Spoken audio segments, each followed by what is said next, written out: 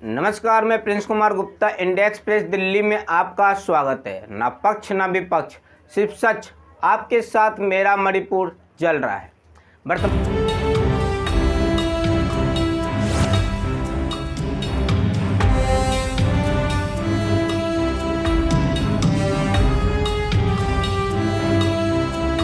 वर्तमान में मणिपुर की राजधानी इम्फाल है।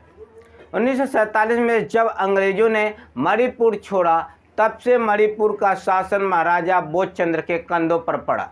21 सितंबर 1949 को हुई विलय संधि के बाद 15 अक्टूबर 1949 से मणिपुर भारत का अंग बना।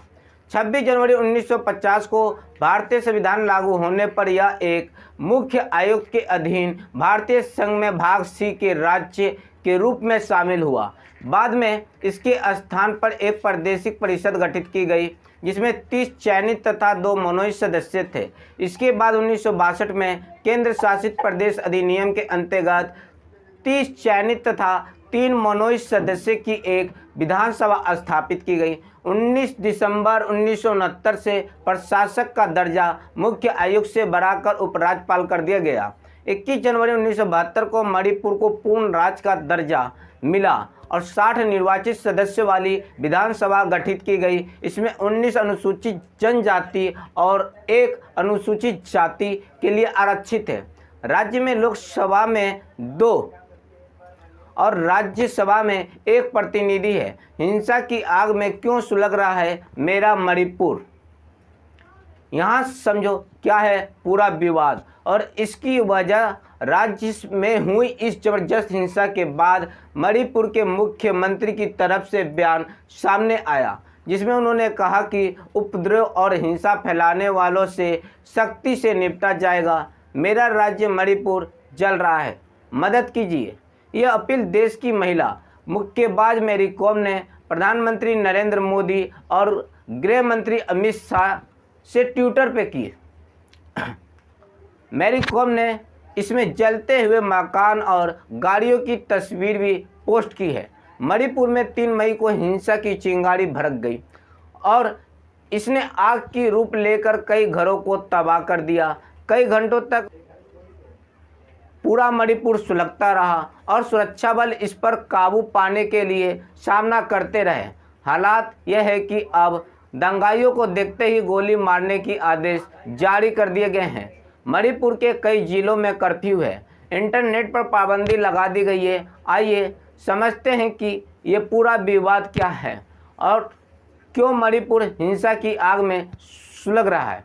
मणिपुर में हालात कुछ इस तरह बिगड़ चुके हैं कि सेना को फ्लैग मार्च करना पड़ रहा है। वहीं कलेक्टर को इस बात के अधिकार दे दिए गए हैं कि वो ज़रूरत पड़ने पर शूट एंड साइट का ऑर्डर दे सकते हैं। मणिपुर के इम्फाल और चूरा चांदपुर, बिष्णुपुर और कांगो पोकपी जैसे इलाकों में जबरदस्त हिंसा भड़की, जिसके बाद सेना को मौके पर बुलाया गया और अब भी हालात नाजुक बने हुए हैं। राज्य में हुई इस जबरदस्त हिंसा के बाद मणिपुर के मुख्य मंत्री की तरफ से भी उपद्रव और हिंसा फैलाने वालों से सख्ती से निपटा जाएगा। सीएम एन बीरेन सिंह ने कहा, ये सभी घटनाएं समाज के 2 वर्गों में हुई, गलतफहमी के बाद हुई है। सरकार शांति बहाली हर कोशिश कर रही है। गृह मंत्री अमित शाह ने भी मणिपुर के सीएम से इस मामले को लेकर बातचीत की। दरअसल ये पूरा मामला हाई कोर्ट के आदेश के बाद शुरू हुआ। इसके बाद से ही माहौल बिगड़ना शुरू हो गया। 14 अप्रैल को मणिपुर हाई कोर्ट ने मैतेई समुदाय के आरक्षण की मांग वाली याचिका पर अपना फैसला सुनाया और राज्य सरकार को निर्देश दिया कि वह केंद्र सरकार से इसकी सिफारिश करे। मैतेई समुदाय ने हाई कोर्ट में कहा था कि उनकी परंपरा, संस्कृति और भाषा को बचाने के लिए मैतेई समुदाय को एसटी का दर्जा दिया जाना चाहिए। हाई कोर्ट के इस आदेश के बाद से ही तमाम आदिवासी समूह विरोध में उतर आए। उनका कहना था कि मैतेई समुदाय को एसटी का दर्जा नहीं दिया जाना चाहिए। कुर्की और नागा जनजाति के लोगों ने इस विरोध की शुरुआत की और इससे उनका साथ तमाम अन्य जनजातियों ने दिया। अब विवाद पर आने से पहले उस समुदाय को भी जानना जरूरी है जिसके विरोध में तमाम जनजाति के लोग उतर आए हैं। क्या है मैतेई समुदाय? इंडिया एक्सप्रेस की रिपोर्ट के मुताबिक मणिपुर में सबसे ज़्यादा आबादी मैतेई समुदाय की है। राज्य की आबादी लगभग 64.6 मैतेई समुदाय से है। हालांकि ये समुदाय सिर्फ 10% भूभाग पर बसा हुआ है, बाकी 90% हिस्सा पहाड़ी है, जिसमें राज्य की बाकी बची आबादी रहती है। इसी भूभाग में नागा, कुर्की समेत वो सभी जनजाति रहती है जो मैतेई समुदाय के विरोध में उतर आई है। क्या है समुदाय की मांग? मैतेई समुदाय का कहना है कि उनके पास पहले से ही काफ़ी कम भूभाग है जो लगातार कम हो रहा है। पहाड़ों पर रहने वाले लोग भी इसी शहर इलाके में आ रहे हैं, जिससे ज़मीनों के दाम बढ़ रहे हैं, जिसे रोकने के लिए कोई भी कानून नहीं है। इसलिए मैतेई समुदाय खुद के लिए विशेष दर्जा की मांग करता आया है, जिसे लेकर उनकी तरफ से हाई कोर्ट का रुख किया गया था और कोर्ट ने उनके पक्ष में फैसला सुनाया। मैतेई समुदाय का विरोध क्यों? वही मैतेई समुदाय का विरोध करने वाले जनजातियों का पक्ष है कि मैतेई समुदाय एक काफ़ी मजबूत समुदाय है। इसकी जनसंख्या भी सबसे ज़्यादा है और ये शहरी इलाकों में रहते हैं। उनका कहना है कि मैतेई समुदाय को तमाम वो सुविधाएं मिलती है जो पहाड़ी इलाकों में रहने वाले लोगों को नहीं मिल पाती है। मैतेई समुदाय पर पहाड़ी इलाकों में घुसपैठ के भी आरोप लगाए जाते हैं। लैंड सर्वे को लेकर बवाल। मैतेई समुदाय के विरोध के बीच मणिपुर सरकार की तरफ से कराए गए सर्वे ने पहाड़ी जनजातियों को भड़काने का काम किया। मणिपुर सरकार ने पिछले साल एक लैंड सर्वे कराने का फैसला लिया था, जिसके तहत चूरा चांदपुर और उसके आसपास के इलाकों के लिए हुआ था आदेश। इस सर्वे के बाद कुकी समुदाय के कुछ लोगों को कहा गया कि वो रिजर्व फॉरेस्ट में आते हैं और उन्हें वह जगह खाली करनी होगी। इसके बाद ग्रामीण जनजातियों ने इसका विरोध किया और कहा कि उन्हें इसे लेकर कोई भी जानकारी नहीं दी गई। इसे शुरू हुई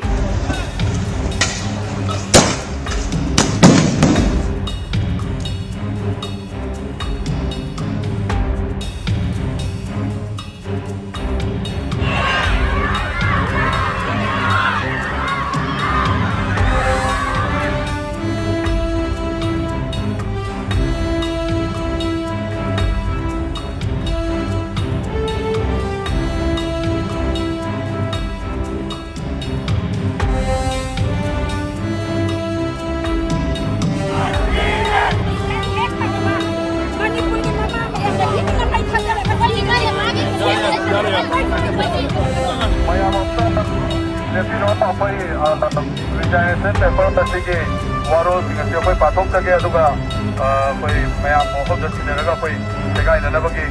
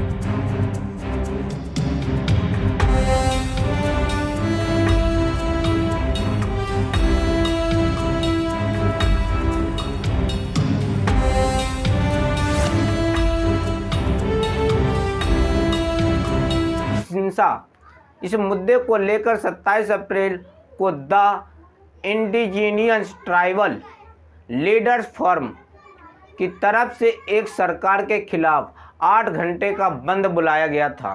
28 अप्रैल को सीएम 28 अप्रैल को सीएम बीरेंद्र सिंह के दौरे से पहले चूड़ा चांदपुर में ये बंद शुरू हुआ। सीएम यहां ओपन जिम का उद्घाटन करने वाले थे। इससे पहले बीरेंद्र सिंह के लिए तैयार मंच को आग के हवाले कर दिया गया। बाद में इलाके में पुलिस बल तैनात हुआ। हालांकि इसके बाद हिंसा रुकने की बजाय और जिला तक फैलती गई।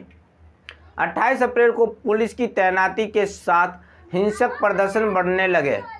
लोगों ने सड़कों पर उतरकर टायर जलाए और जमकर तोड़फोड़ की। इसी रात पुलिस और प्रदर्शनकारी के बीच हिंसक झड़प भी हुई। पुलिस ने बल का इस्तेमाल 30 अप्रैल को भी जमकर आगाजनी हुई। रात भर कई भवनों को आग के हवाले कर दिया गया। छात्र संगठन ने मार्च से भड़की हिंसा को करीब 3 दिन तक हुए इस पूरे बवाल को 30 अप्रैल तक कंट्रोल कर लिया गया और पुलिस ने राहत की सांस ली।